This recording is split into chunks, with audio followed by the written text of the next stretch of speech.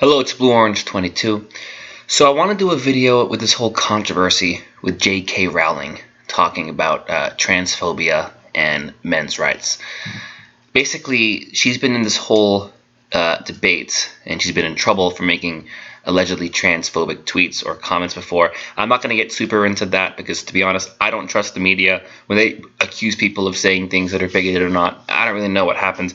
And that's not really what this video is about. Although I do want to make something clear. The men's rights movement is not transphobic. We're not against trans rights. I don't know how that comparison got started, but it's absolutely not true. In fact, we sometimes do talk about, I think I've talked about on this channel before, there are some unique issues that trans men experience when they transition legally and they legally become classified as a man.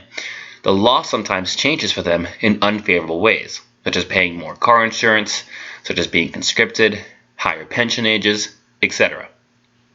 So anyway, I want to take a look at this tweet here, where she basically accused MRAs of being anti-women or anti-women's rights. When so-called leftists like Lloyd RM demand that we give up our hard-won sex-based rights, they align themselves squarely with men's rights activists. To both groups, female trauma is white noise, an irrelevance, or else exaggerated or invented.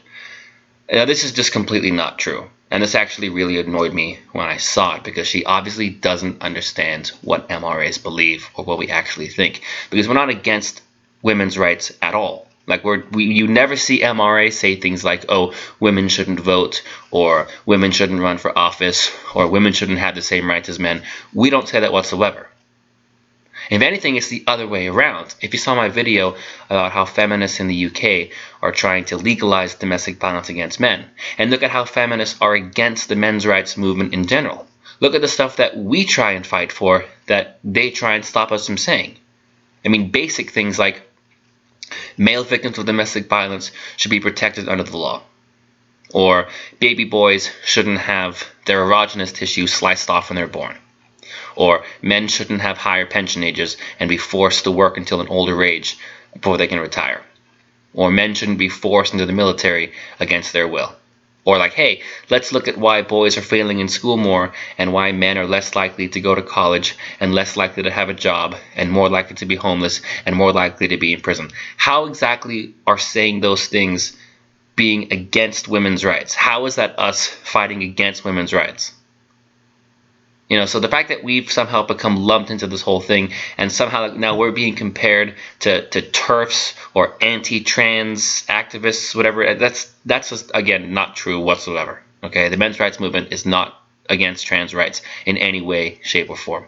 And we're not against women's rights either in any way, shape, or form.